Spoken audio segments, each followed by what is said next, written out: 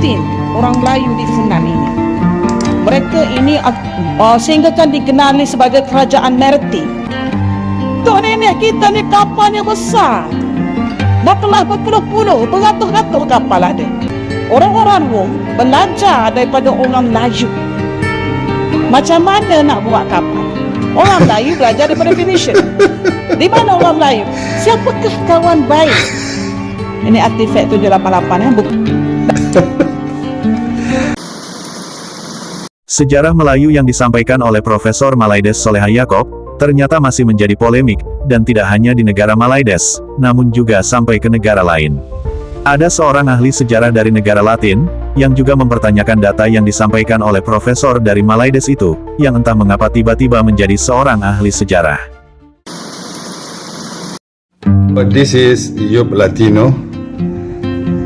In recent weeks, the professor lady by the name of Solehan Yaakob make another hot allegation saying that the Malay ancient maritime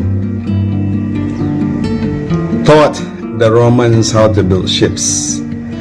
Okay, let's hear what she has to say in this video clip.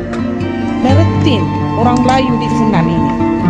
Mereka ini sehingga kan dikenali sebagai kerajaan Meriti dan hebat dalam membuat saliran penanaman dan hebat dalam mengeluarkan garam, pandai buat garam.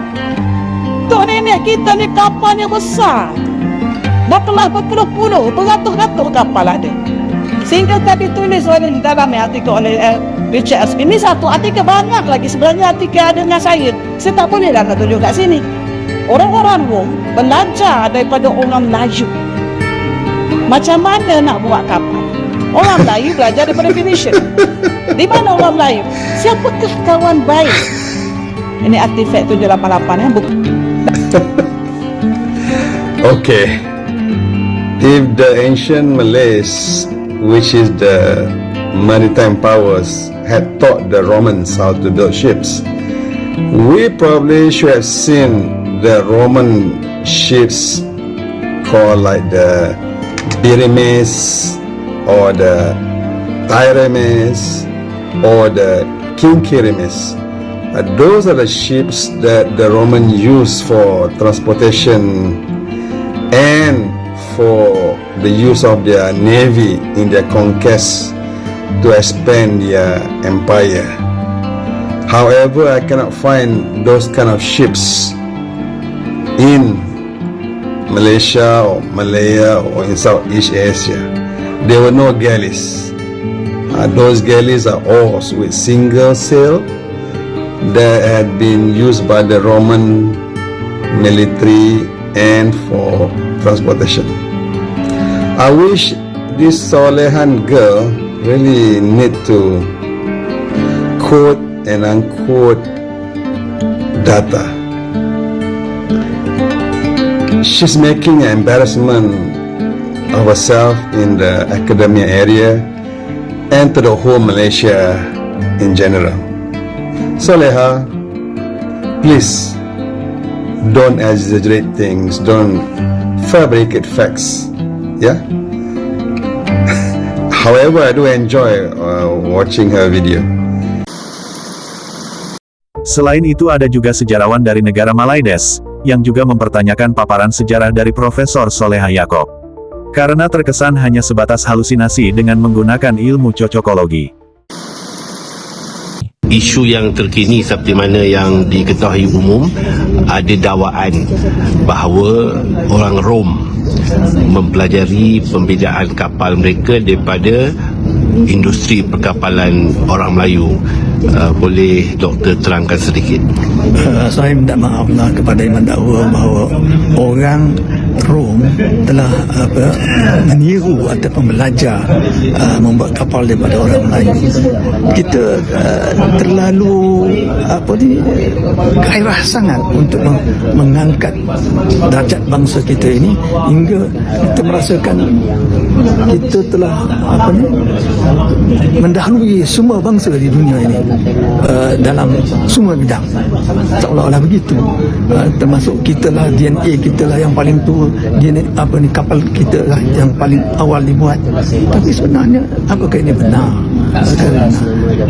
Dan orang yang bicara tentang kita menyeru kapal, orang Rom menyeru orang Melayu atau belajar daripada orang Melayu membuat kapal.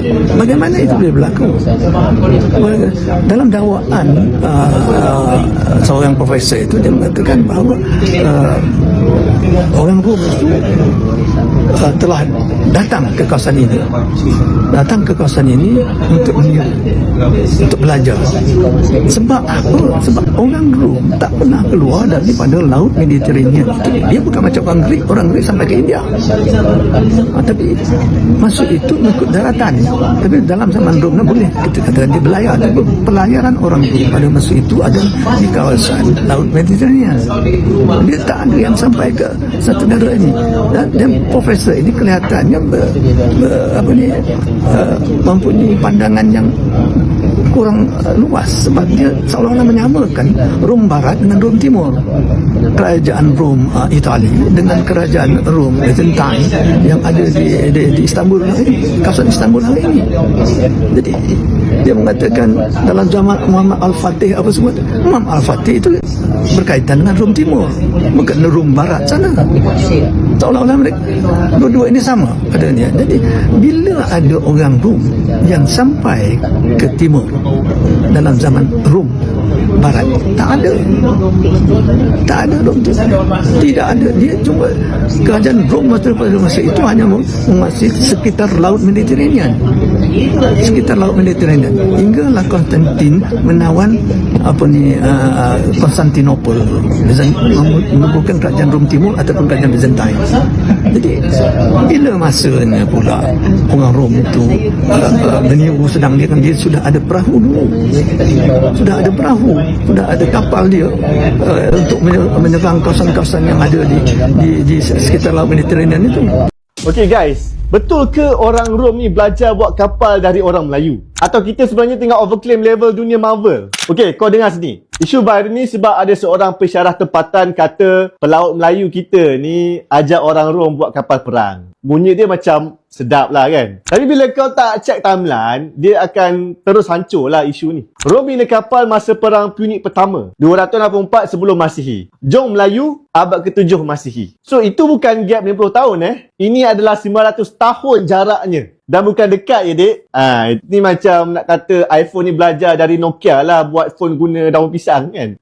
Lepas tu bila orang tanya, mana sumber? Senyap. So ini bahaya tau. Bukan sebab Melayu ni tak hebat, tapi sebab cara kita umumkan teori tu tanpa bukti tu yang buatkan kita ni hilang kredibiliti. Dr. Azizi Osman dari Asia University terus buat kajian 15 buku surat. Dia periksa semua rekod ni satu persatu. Semua manuskrip dan semua catatan Rom. Tak ada satu bukti pun pertukaran teknologi kapal. Kalau benda sebesar itu berlaku, mestilah ada rekod. Dan Rom ni pula bukan kaleng-kaleng Dia orang catat semua benda. Tapi jangan silap, pelaut Melayu memang hebat. Jom Melayu tu semua engineering genius. Tapi nak bangga pun biarlah dengan ilmu. Bukanlah cerita dongeng macam ni. Kalau nak buat hipotesis ilmiah, sepatutnya macam ni. Mungkin pelaut Asia Tenggara yang disebut dalam catatan Rom itu merujuk kepada pelaut Melayu. Ini boleh dibincangkan lah. Ada asas, ada logik dia kan. Tapi bila kita buat claim terus-terus ni, kita sendiri merosakkan reputasi bangsa, akademik dan institusi. Kadang-kadang kita ni terlalu nak menang naratif. Sampai lupa proses ilmu tu perlukan disiplin. Nak angkat bangsa boleh, tapi janganlah sampai kita hilang fakta. Bangga itu wajib, tapi biarlah dia datang dari kebenaran dan bukan khayalan.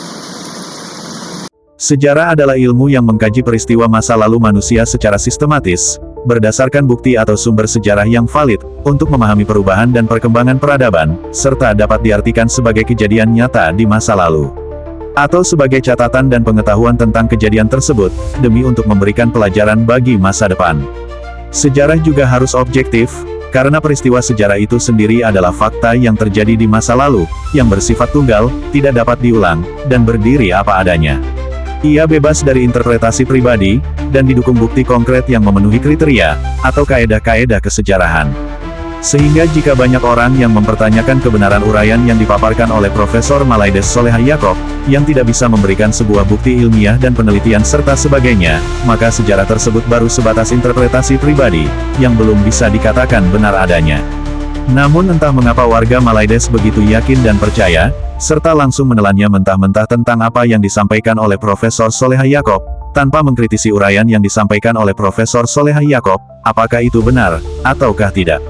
Dan sepertinya warga Malaides tak perlu sesuatu hal kebenaran, yang terpenting adalah, kisah sejarah tersebut sudah mengangkat kehebatan kaum Melayu Malaides, warga Malaides pun langsung begitu bangganya menyombongkan diri.